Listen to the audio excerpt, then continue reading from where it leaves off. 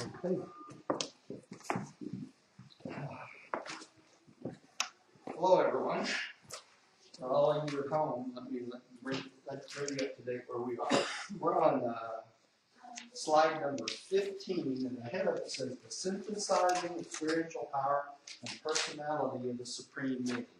And if you are listening to us from home, there's a new set of slides that will be right underneath this video that you can download. There's a player there that you can download and see them too.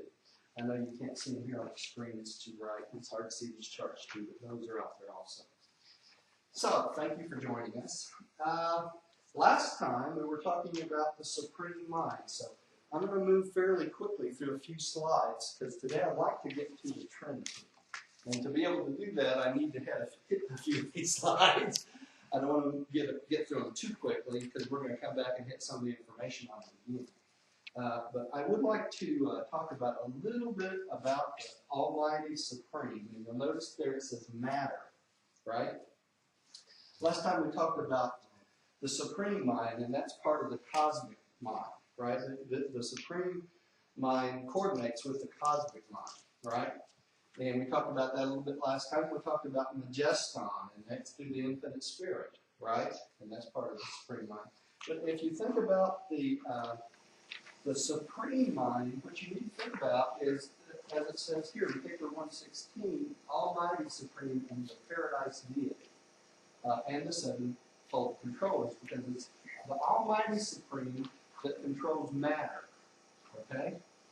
And it consists of all the non-personal aspects of the Supreme Being. So if you think about that, that's kind of like the infinite spirit, right? You know, because the infinite spirit controls all matter. There's enough, right? So you can append that to the infinite spirit, right? And it talks about in the book here how the power potentials of the Supreme unify with the spiritual nature of Havona. And the nature of Havona is the outcropping of what? The infinite spirit, right? It was created at the same time, or eventually at the same time that the infinite spirit was, right? And it's the power unification of the grand universe through the creators. So you can think of the Almighty Supreme as a controller of all matter through the creators. And it's the Supreme Being functioning outside of Havona. So everything physical outside of Havona is controlled by this Almighty Supreme. Does that make sense? That's a quick overview. Now we're going to come back and get some more about this a little bit later. So let's talk about a little bit about the God, the Supreme, the synthesis of mind, matter, and spirit. And Rodney, would you like to read that there? Or if you found it yet? You still looking for it? Maybe I need to number my pages. Okay. Actually, you can use this one right here. This is on that place. All right. Yeah, this is great. Why don't you read it? Okay. Glasses? Parentheses, synthesis of mind and matter and spirit. Supreme Being. The Supreme Being is an aspect of God that lives and grows. The Supreme Being is the evolutionary and experiential manifestation of deity. Mortals contribute to the evolution of the Supreme by their decisions and loving relationships. The Supreme will power, personalize, and complete majesty upon the future settling of the entire grand universe in light and love. Okay, so God the Supreme, you can think about that along the same line as what? What's the one that kept the glue that put these two things together when we're talking about the ultimate? Does anybody remember? Universal absolute. Huh? The universal absolute. The universal absolute, that's right. When you think of God the Supreme, you can kind of think of the universal absolute because it's the synthesis of mind and matter, right? Or in spirit, right? So God the Supreme is that glue that brings all this together from the finite through the infinite, right? Now, why is this important? As we settle in enlightened life, as we become more and more perfect as infinite beings, it's God the Supreme that comes into what? Comes into fruition at that point, right? So it's kind of a mixture of what? That which is spirit, that which is infinite, and that which is what? Finite, right? So it's the Supreme that brings all these things together. And you can see why the Supreme is so important to us, because it's the infinite, it's the finite that we start out as. So it's our experiences that helps bring the Supreme into existence. You think about it. All right? That makes sense? Anybody have any questions about that before we move on? Because we're going to move fairly quickly through some slides now. I was thinking that our minds grow. Okay, when we leave this place, Yeah. and then we grow on through our local universe. That's into right. the super universe, Yeah. all the way up to when we attain God. That's right. We did. And so we are finite in these forms only, Right. We are. but we have the infinite potential. And think about it this way, Bill. The human mind controls what? Matter. That's right. And you think about it, it's our mind that controls our body, doesn't it? Both our known functions and the unknown functions, all those autonomic functions that we don't have to think about. The mind is what controls all that. So is it the mind or the brain? it's the mind. The brain is the unit that's functioning through. The brain is the physical unit. The mind is that almost spiritual part, if you think about it. It's not spiritual, but that's the only thing you can akin it to, because it's the infinite spirit that gives us mind. Right? There's a difference. What you're talking about is the mind controls the motive for the electrochemical action of the brain. You might want to pay attention to what's going on there. Are you sure you want to quit? Cancel for me. So thanks. Does that make sense to you? It's that unknown entity that controls. It's kind of like this, right here. Well, yeah, I mean, In a sense. I have some ways I understand I can have what the mind is. Yeah. I was just questioning the statements that you made regarding the control of our body. Mm-hmm. It does it through the brain, yeah. Yeah, it has to. It's the only mechanism we got, right? But it's actually the mind that does that. And that's why the other thing that, monks and every type of higher intelligence you can think of that's tried to make a connection between that source out there, that God the Father, throughout all these years, to try to make that connection with that other part of us that we don't really have control over, to control our bodies. You know, when you think about it, when you talk about hypnosis and things like that, what are you trying to do? You're trying to use your mind to control your body, in essence, right? Well, you're also trying to change your mind. You're trying to change your mind. You're trying to get rid of bad habits, normally, Exactly. something like that. Yeah, and learn response, right? You have the same learn. If you keep doing the same thing over and over again, right? The same learned response, you're going to have the same result, right? So if you retrain your mind to do something else, would it not make sense that you could change your bodily functions too? I mean, it's been proven down through history. You know, you can hypnotize yourself into not feeling pain after a while. I've done that myself. Not going to the dentist and things. You know, you can walk in there and not feel pain while you're there. But that's just the mind controlling the physical matter. Right. Yeah, Right? Now, and it's like Jill says, how do you do that? You do that through the brain. It's our electrochemical process to do that. But it's still the mind, that super control factor is the mind over the matter. Right?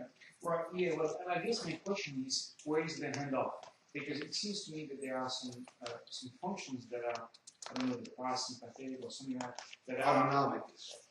Right. So those, I cannot, maybe there is a mind control anyway, but it seems to me that it could be handled completely by the brain, something that is completely automatic. Like my heart beats.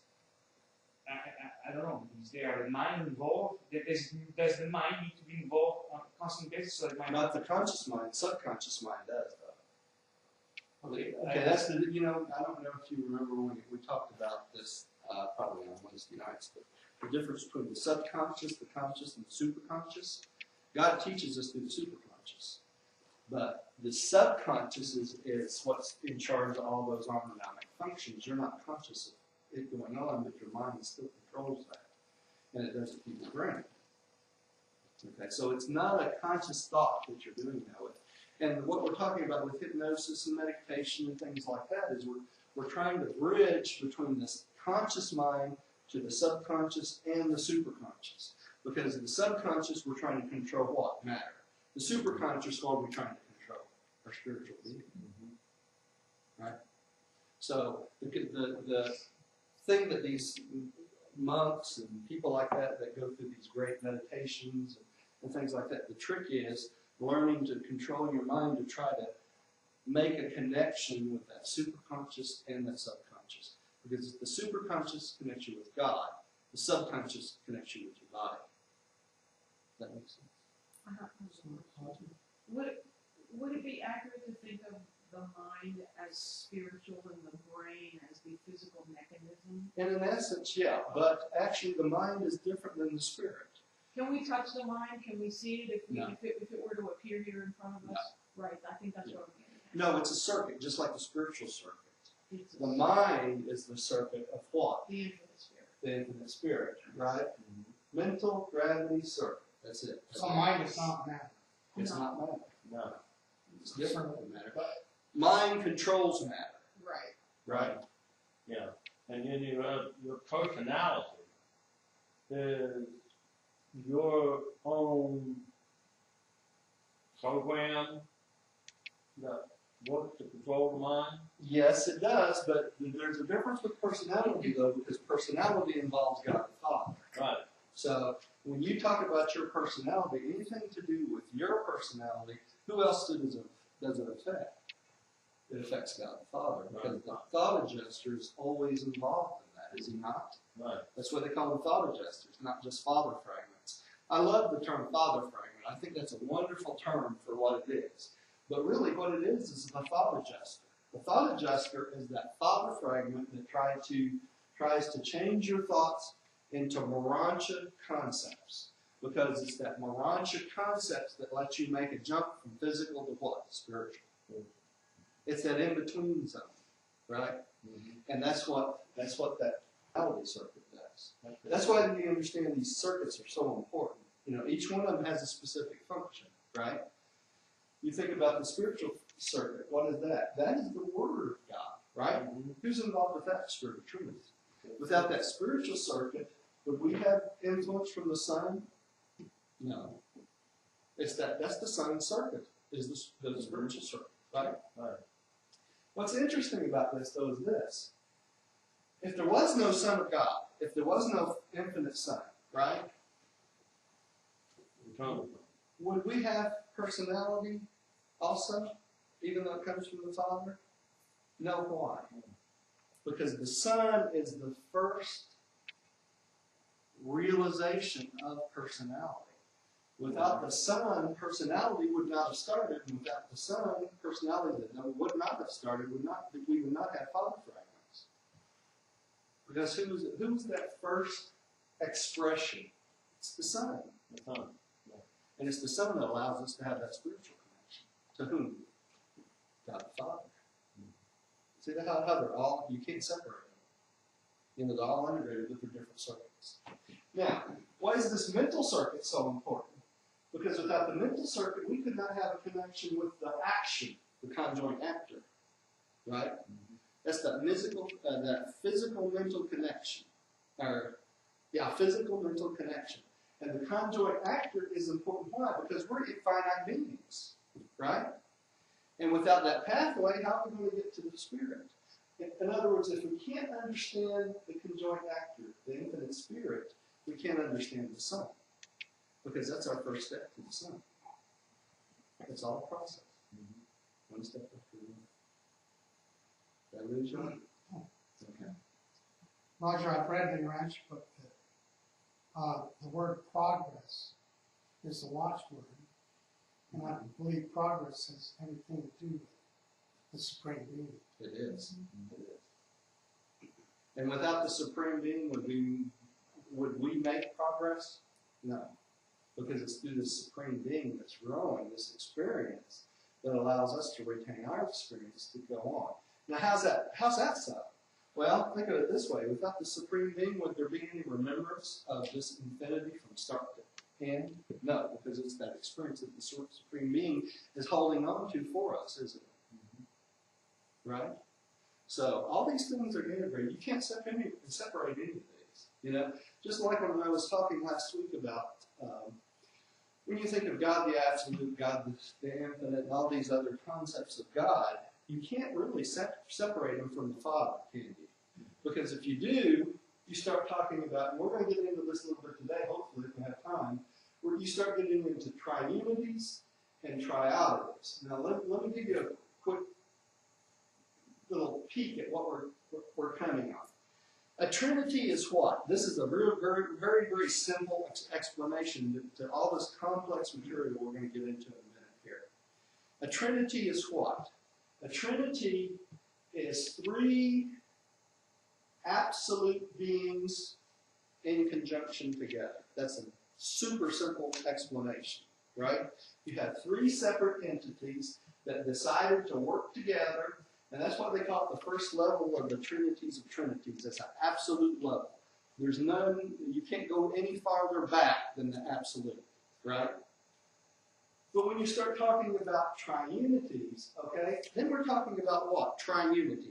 You have three things that are unified, right? Unity. That makes sense? Triunity. Is that a trinity? No. Why? Because these three things are three separate deities, right? Working in conjunction. You can't separate them.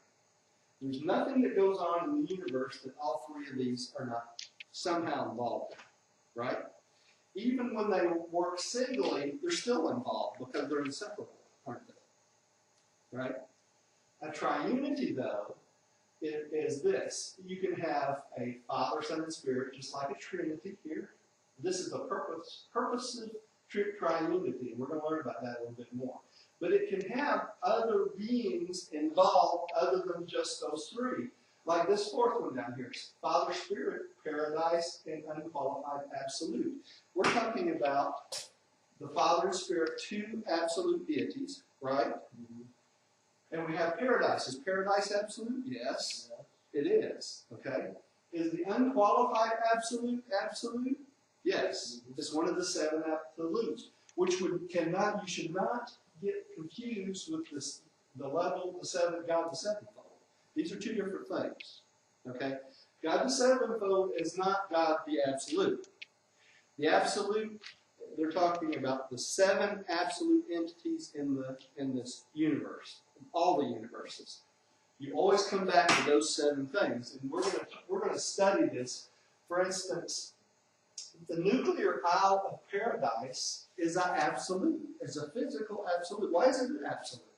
Because it's the center of the universe. It's the only stationary thing in the universe. Okay? It's a physical absolute. Is it a deity? No. But it's just as absolute as what? God the Father. Why?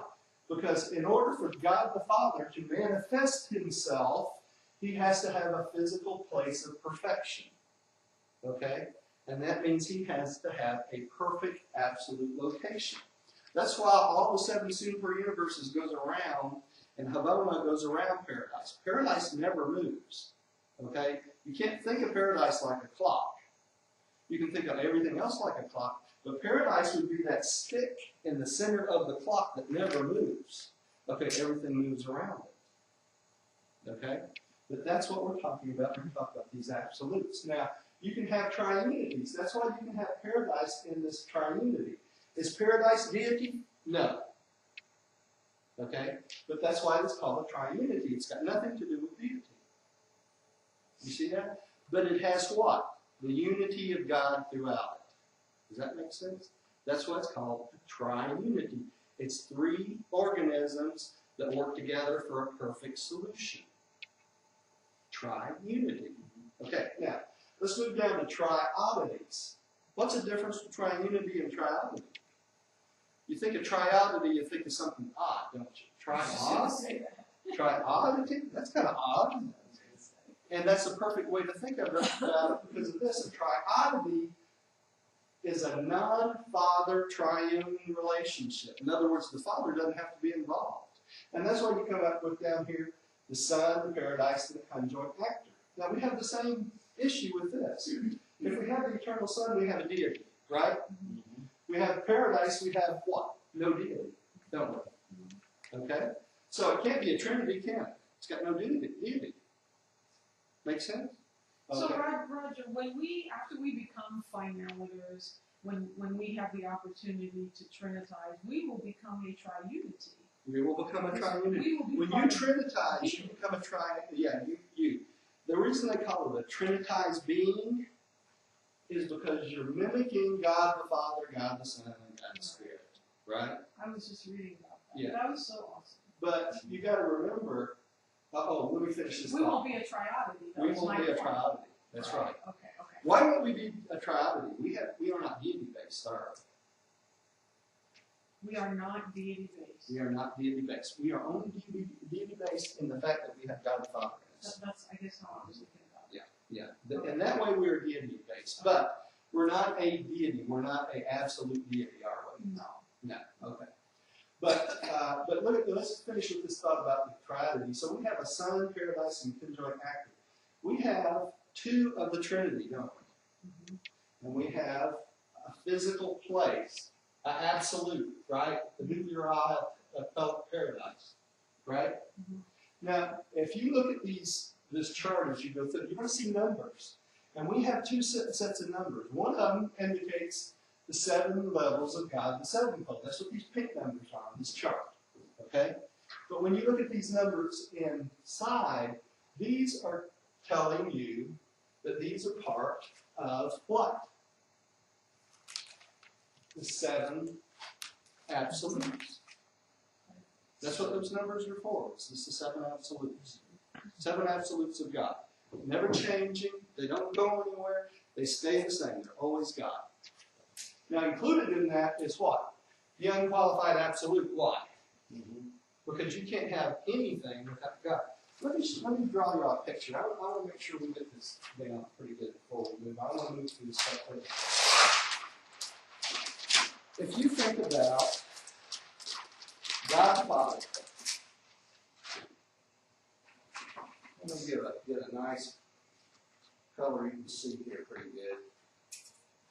How about more? If you think about the unqualified absolute, which is one of these triodities, right? All right, let me finish this first. Why is this called oddity? Is it's non-father based. You with me? So it's odd. It's not like the rest of them. Also remember, they only tell us about 7 of these triunities. There's 15 of them. The other 8 they don't reveal to us. Why don't they reveal? Because we have no concepts that they can reveal to us to explain them to us. Okay? So that's why there's not 15 listed in the book. If you go looking for them, you're not going to find them. You'll find the 7 only, but they tell you there's 15. Okay, now, let's think about the unqualified absolute. If y'all can get this in your head, you're going to have a pretty good understanding of all this deity stuff. Will those other ones that they don't mention to us be part of the unqualified absolute, or does it have something to do with that? Yes, this has something to do with that. Okay. That's what I was thinking. The unqualified absolute starts where? With God the Father, right? Goes out through eternity. That's what those arrows are. It never stops, right? Does this stop on the 4th outer space level? No. The unqualified goes out past that. Okay? It's that force that starts the primordial matter before anything, right?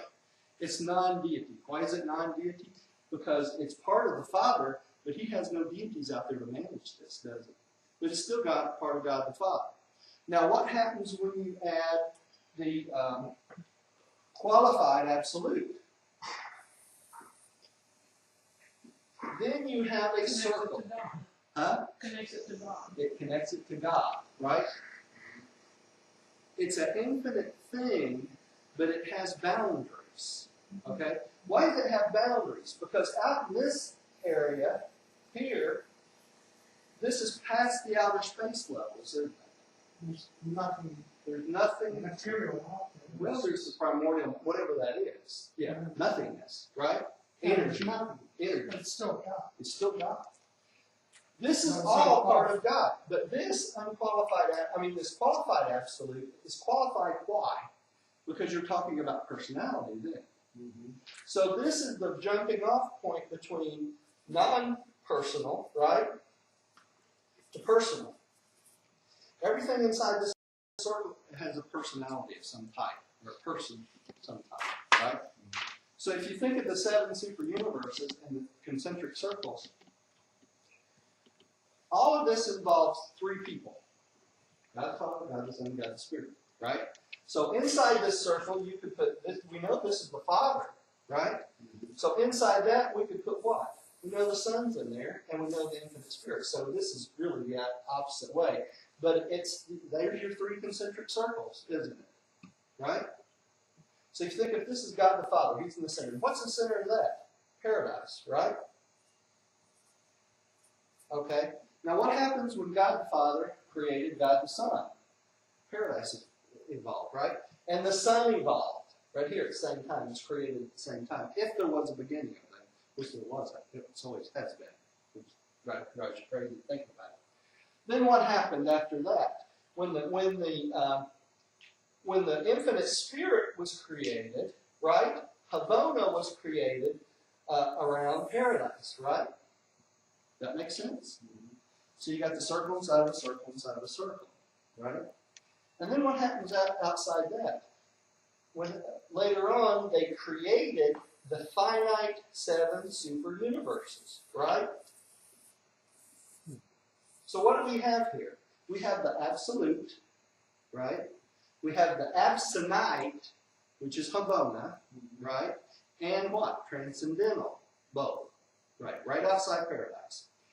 So they have God the Spirit and God the Son gets together and says, we need to bring in more individuals to experience the love of God. So what do? They create together the 7 super universes, right? Through all these beings that we're talking about, okay? Then after they get done with that, they say, well, we got this going pretty good. Well, what's the next thing we can do for our Father? He's got so much love. It's boundless. So what do? They start opening up the 4 outer space levels, right? Do you think that's all it's going to be? There's 4 outer space levels? No. I was We're not. reading this week. We don't have any sense, and we know this is finite beings. We know it's never going to stop, right?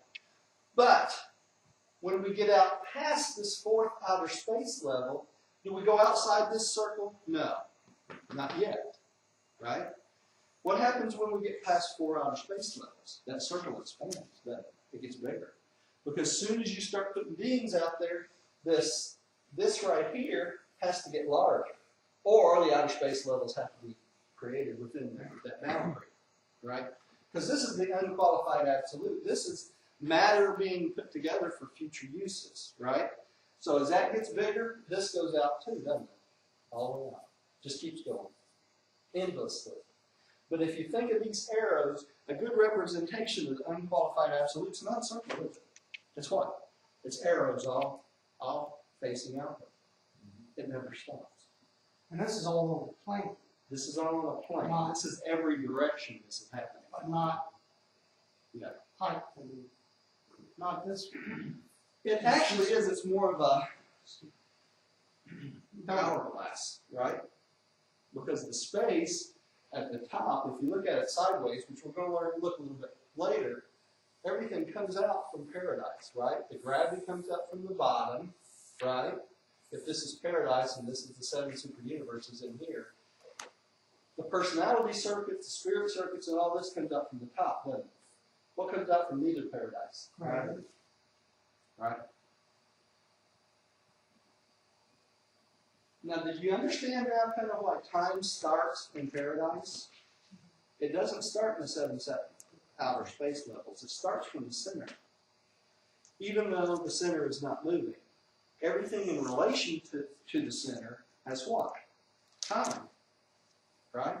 Now, if you can understand that, you can understand, since the infinite spirit is involved in Havona, the outer space, the set circuits of Havona, and that transcends time, then that means time itself actually begins with the 7 super universes, right?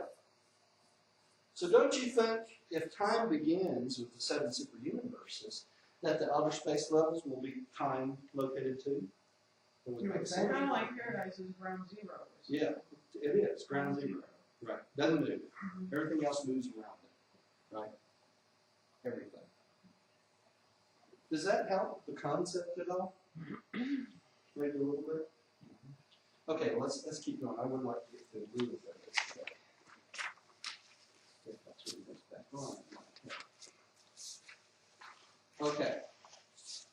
Existential deity. We just talked about this a little bit. Existential means what? Never beginning, never ending, right? Now, who do you think the big players in that is? The Universal Father, the Eternal Son, and the Infinite Spirit, right? Yeah, we have that one. Okay, maybe not. It may be an earlier one we skipped over to. Okay, but this is just, let me read these to you. The Universal Father, God the Father, Creator, Controller, and Upholder. The Universal Father is the first person of deity. That's why he's number one up here, right? Okay, and I put 2 new slides in this week, one of this and one of these here, because as we study the Trinity this week, this Wednesday, I wanted y'all to have a reference point. Okay, as we go through these, so you can kind of look at this. All right. Okay, the Eternal Son, God the Son, the coordinated creator, right? That's God the Son, I'm sorry. The Spirit Controller and the spiritual administrator. He administrates all spiritual beings, right? The Eternal Son is the second person of deity. Now, I'm going to expand your mind a little bit more. You got to keep in mind, this is for us to understand it. In reality, this never happened, did it? Because it's always been that way. There's always been a Father. Right? There's always been a Son. There's always been a Spirit. Right? This is so we can understand it. Okay? So don't get too much a hold of this. Okay. The Eternal Son, God the Spirit, the conjoint actor. Why do they call him the conjoint actor? Have y'all ever thought about that? Yes. He acts Yeah. conjointly with what? God the Spirit, right? The Eternal Son. Without that action, we would have nothing created, right?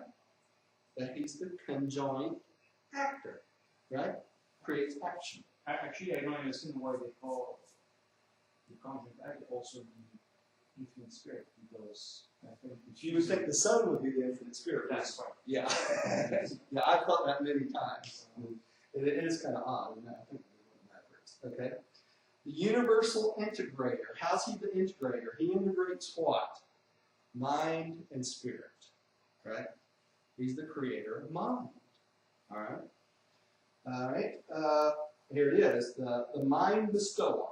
Right? The infinite spirit is the third person of deity. Now, these are the only members of the original Trinity of Trinities. Okay? Is God the absolute member of the Trinity of Trinities? No. We're going to find out when we study this week. He's over here. He's part of the second level. Okay? All right, so let's keep going here. Okay. This is a real important slide, and y'all have seen this before. I just want to hit these real quickly as we go through this because I want to get to the Trinity. All right, here we have the Universal Father, the original Creator, right? And then we have the Eternal Son. That's in blue here. And then we have in yellow the Infinite Spirit, right? Now, if you look where these cross, you will see the other beings or the other sons of God, okay? Where God the Father and God the Son join together or cross over each other, we have what? The Creator sons, right? And if you can think of it this way, it was God the Father and God the Son that created the Creator sons, the Michaels, right? Now, what's important to a Michael? Michael's useless without what? Created mother spirits, right? Created mother spirit. Michael's what? The 611,121st Son of God, right? Creator Son of God. Who's the first Son of God and the only Son of God? The Infinite. right? The eternal Son. He, in essence, is what? The grandson of God, if you think about it. It would have been better to call the Michaels the grandsons of God, wouldn't it? In our mind, for our understanding, right? Because that's what he is. He was. Eliminated a lot of confusion. It would have eliminated a lot of confusion. That's right. But I'm not telling you how to run things, Lord. I don't. Our son's got I would never do that. great grandchildren. We're great. Great grandchildren. So, okay, since God and the Son get together at the same time, God and the Spirit gets together, what has happened? The infinite Spirit creates the creative daughters, right? They're the match for the Michaels, right? Why do you think that these sons and this Spirit has the same number? 611,121. That's it. They're a match set. They don't do anything apart. I never knew that, really? Yep. Yeah. Oh, wow, that's pretty cool. Well, you want to go one step further? The days. Which one is it? No. 611,000 is Emmanuel. That's Emmanuel. These are eternal days? I can't believe I can't remember. Emmanuel is the Jesus' big brother. Big brother. You know what his number is? 611,121. So he was created just prior to these two, wasn't he? In other words, when God had the thought that he was going to create these creator sons and these creative mother spirits, what did he do? He created a person of the Trinity for those two to work with. Okay? So, in essence, you have a triunity there, don't you? The three persons. Right? All created at the same time. Now, what's our local universe number? What do you think? 611,121. Right? So they were given a universe the same time they were created, right? That thought of them being created automatically did what? Just like God the Father, as soon as he thought of the Son, what happened? The paradise appeared, didn't it? What happened when they thought about these two? Place for them to The place for them to work appeared, right? And how did that appear in the 7 super universes? Now, have you read the book where they created all 700,000 of those at the same time? Do you remember reading that? Why do you think that they had all 700,000 created at the same time? They can't go out and all work at the same time. Because all 7 super universes were projected at the same time, so they knew they were going to need them. All right, I'm going to give you all a little monkey wrench. One thought. One thought. One thought. I'm going to throw a monkey wrench in. There's 300,000 more, and we have 7 super universes, 700,000 local universes. Where's the other 300,000 going?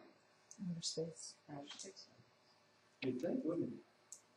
So when they projected these Michaels, God the Father already knew. I mean, to him there is no time. He says, I'm going to have 700,000 sons I need for the 7 super universes. I probably need to prepare myself for what's coming, right? So that those other 300,000 are probably going to be working where? That's not going to be enough. No, that's not going to be enough. But why is that not a problem? Because we got, Because we're going out there. well, we got the Supreme Being, right? And she needs room to project her work, right? Out there. So God the ultimate. God, yeah, that's right. So she's got some worker bees who are who? The creative son and the creative daughters, right?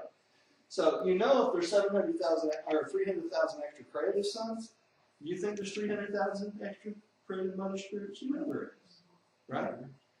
So maybe that is the children for the Supreme. Right? Why else would they do that way? Okay, so let's think about the other things too. When God the Father and God the Son and God the Spirit all did these two, right? What else came into being? The eternal Son and the infinite Spirit created the magisterial sons, the avonal sons, right? Guess what the number of the avonal son for our super universe is? 611,121. Man's genius. So these things are all created at the same time. You see that? So the magisterial son that we're waiting to come to this planet, has he already been assigned to us? Sure, of course he has. He's just waiting for us to be prepared, is he not? So do you think this planet's got any chance in the world of not fulfilling its mission? This is It's taking much longer than it's taking much longer than it should. Why is it taking much longer than it should? Because free will, right? We have creatures have free will that make bad choices, right? Rebellion. That's right. So you can see how evil and rebellion affects the entire universe, doesn't it? It doesn't just affect us. It affects everything. It slows this process down. Because God's got to take care of all this rebellion and all this evil before he can go on with his plans. Can't done it. Think about it that way. So when you make the wrong choices and you do something against God's will, does it affect the universe? It does. People say, oh, it ain't going to affect anybody else. Every decision you make affects everyone when it's not perfect, right? So even though the rebellion is over, because Christ came here and set things right, the repercussions are still something we have to deal with. Everybody grows up spiritually. That's right. And then it might take another 1,000,000 years for the repercussions of that one rebellion to work itself out. Why? Because we got children of children of children of children that have been brought up in what? Rebellion. And that's their way of life. That's all we know. That's all we know. So who's got to come and teach them about this? Somebody. We do. It's your job. As they say, that's my job, man. Right? That's what we're supposed to be doing. Okay, I don't want to get bogged down on this. I'm going to get bogged down on myself. Any questions about any of this? Oh, let me not forget to mention this here. That God loved all these beings so much, he thought about, he projected us. And what did he project for us? His justice. So when this all happened, this happened too. Right? So we have a triune relationship, right? We have triunity here, right? And yet we still have God the Father's action on his own for us. Do you not feel special? I mean, I do. You know, the fact that God gave a fragment of himself to make sure that you made it to here too. Who are we? We're the great grandchildren of this guy right here, right? Michael, right? But he loved his grandchildren so much that he gave what? I said unjustly. Now think about this. It'd be Mother's Day. I want to mention this.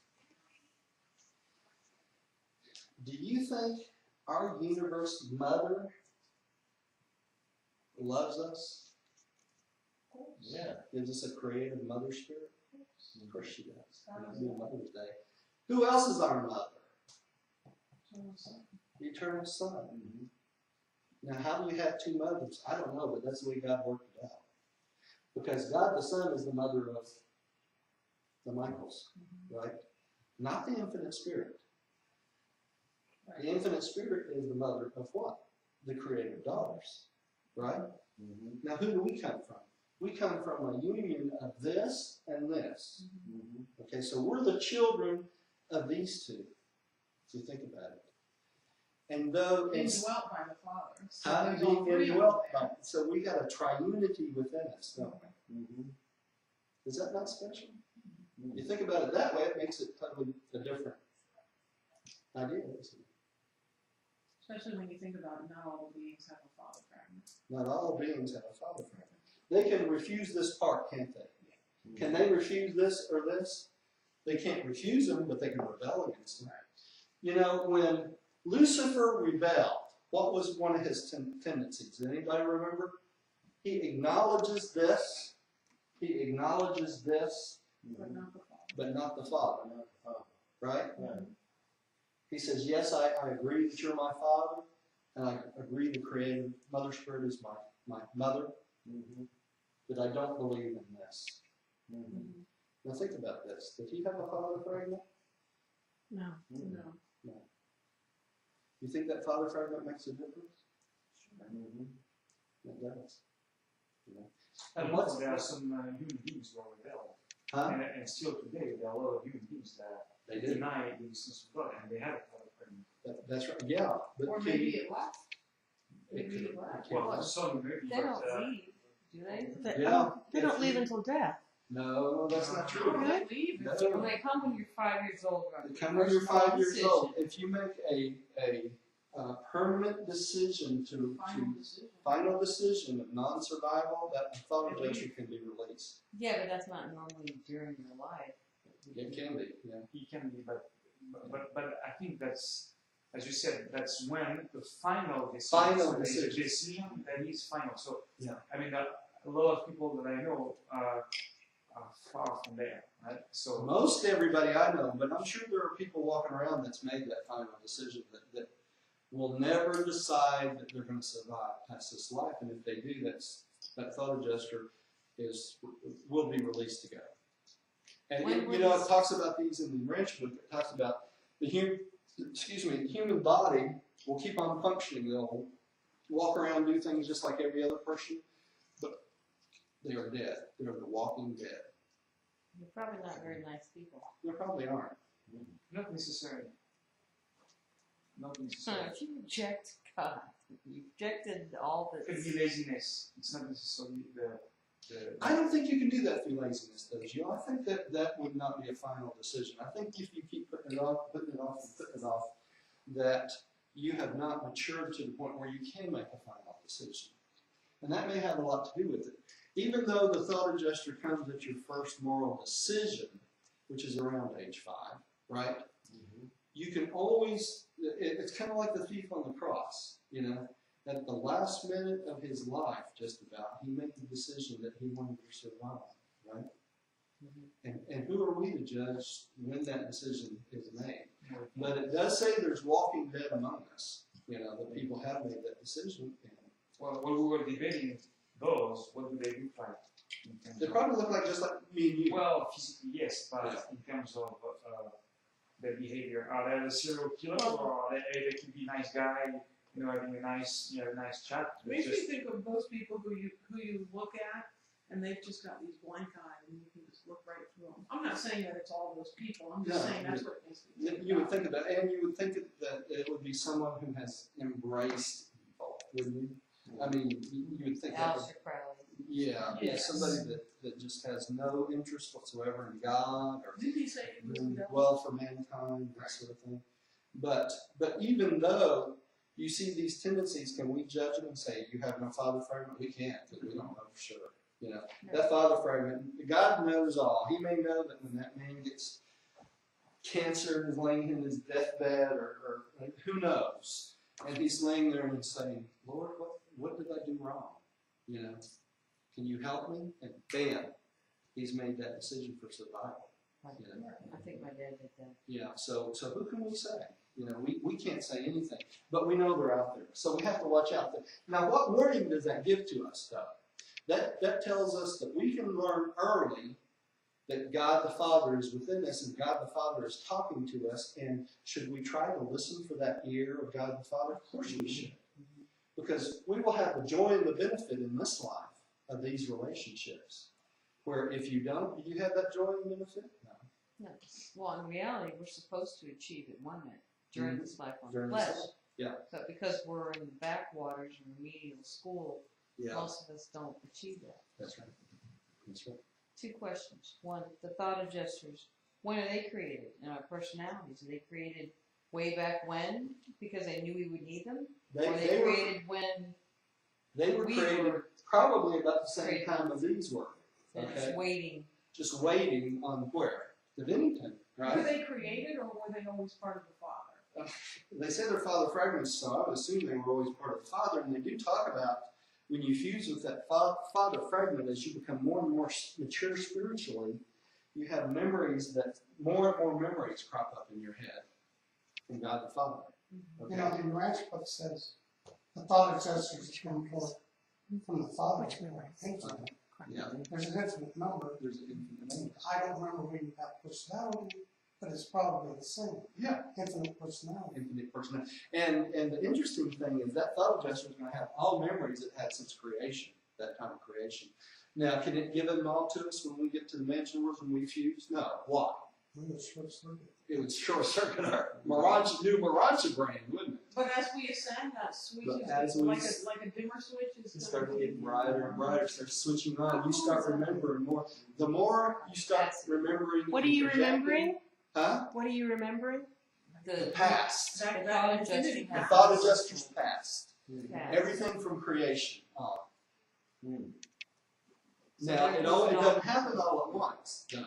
It happens in small, small increments. When you can project out to the future into infinity, the level of infinity you project out to as you get more and more spiritual, that same distance back is what you remember back to. So it goes, if you think about it, we are, let me get another piece of paper here. We are like, we start out, we start out in this point right here, right? That's us. Not very pretty, are we? We start out, and as we progress, we start remembering outward, right? And as we project, and let's say this is God the Father, right? Big GF, all right? And as we get closer and closer to God the Father and project out until eternity, guess what happens? We go out the opposite direction too. And these are memories, right, of the thought adjusters. And these are projections of us, right? Because when the personalities go forward, there's no memory there. So That's right. So it has to join up. That's right. Now, where does these memories go back to? Back to the big GF again, that big circle, right? So as we project out forward, we project back at the same time, and eventually, supposedly, we could get to the point of creation of the thought adjuster. We would remember back to the creation of the point of thought. I like that. Yeah. Isn't that interesting? Which I would surmise there's no such a point. I would guess. May not be, Jill. That's the conundrum. You keep on approaching it, but never ever get It keeps moving out, doesn't it? there. Right, you need it as it's like if it is as God is? existential, it's existential. Right? Yeah. So that just is There's no beginning, is there? there's no beginning. That's It's right. just, It was never. Now, I'm going to give you a caveat to that. This is divinity. I say this is divinity, right? This is the planet, one of the planets that surround the circle of the Father, right? As Diviniton, these thought adjusters appear here, or created here, or segmented here, on this location, right? This is the location. Is God the Father a location? No. God, it goes everywhere, right? So there may be a beginning point of the thought adjuster. In other words, some point God says, well, I need to segment myself out to 20 quadrillion zillion beings, right? So he sends them to the Diviniton where they're trained. We know this. How do we know this? Because of what it says in the book. They're trained. We have virgin adjusters. We have non-virgin adjusters. So by the time your thought adjuster gets to Earth, to you, right? Is he a virgin adjuster on our planet? No. So he's had experiences of what? How many different planets before he got to you? Right? Now, what kind of planets has he had experience with? Beings that are non-fusion type beings, right? Or beings that are non-father fusion type beings. In other words, beings that go through their life and for some reason, one reason or another, they can never make that connection with God the Father. Where was this experience On other planets. Could be in other super universes. the universes? Yeah. Now, do these beings die off because they can't fuse with the adjusters? No. No. Some of them are sun fused, some Sun of them are fused, spirit fused. That's But right. some do, right? Like we were But talking about. some do. But by the time that thought adjuster gets to you, think of how much experience he may have, right? The only thing we know for sure is this thought adjuster and this planet that gets to you has never had any experience on this planet. They come from other planets. What's the exception to that? The thought adjuster of who? Jesus. And who did he have as his thought adjuster? Melchizedek. That's right. These were sons of God, right? Melchizedek is a creator son of this son, right? Or not a creator son, a created son of God by this son, right? Michael. That makes sense? Michael created Melchizedek, right? Did the Father create Melchizedek? No. He is part of the local universe. Okay? But he's a son of God. Why? Because he's along the line of divinity of Christ, right? Okay, so when any son of God comes to, this is our planet, right? This is us on this planet. When any son of God comes to this planet, what does he have to have? He has to have a thought adjuster, right? So, what did they do? Since this was the Son of God, they gave this guy a very experienced thought adjuster, been through many planets. He was inside Melchizedek for 98 years, whatever it was Melchizedek was here. When he left, do you think he left the planet? No. He stayed stuck around, right? Because he knew that soon the next Son of God was coming, and what was his job? He was going to be instilled in that Son of God. He didn't go back to dividing to the way? Probably not. No. Not in that short period of time. Probably not. 2,000 years. Just It's nothing. look of an eye. It's nothing. So he probably stuck around, or was at Salvington. There's lots of One possibilities. had coffee. Went and had coffee. That's You know, vacation. kind of observed what was going on the planet, because he was preparing himself for what? He was preparing himself to be instilled in a creator son. You think that's an easy job? You know it's not. You know, he was going to go through an experience that any adjuster would die for. You know, because he actually becomes the adjuster of the grandson. Right? Does that make sense? So what happens after he He became the personalized adjuster. personalized adjuster, right? After he served with Christ, right? Now, what do you think happens to all to this magisterial son when he comes to earth? If he's impersonated, if he is given a body, He has an adjuster. he has an adjuster, just like Jesus did. 3 minutes? Okay, we're going to wrap it up anyway. For y'all at home, we're going to wrap it up here in just a minute. Thank you for coming. Please see us again. So, let me just finish this thought real quick. So, these sons of God, whenever they come to a planet and they are instilled in a human form, they have to have a thought adjuster. Why? Anybody got a wild guess? Because they have to have the influence of the Father as a finite being. Because, what's his name there? Because if they didn't, what would they turn into? They'd turn into Lucifer, wouldn't they? Adam and Eve didn't have one, and neither did Caligastia. Why? Because they were material sons of God. They were already trained for a job. So they're not supposed to require one. Now, why were the Caligastia 100s thought adjusters left on Jerusalem? They'd already gone through the experience of the mansion worlds. They've already got to the point where they were Jerusalem citizens. They were supposed to be in touch with the universe. They were supposed to be children of God, right? They were not supposed to need those adjusters to go through an experience they'd already been through. And yet they all left. 60 of them. Is there any remnant of that? What? The fallen, the staff. There's, according to the book, their adjusters are still waiting on Salvington.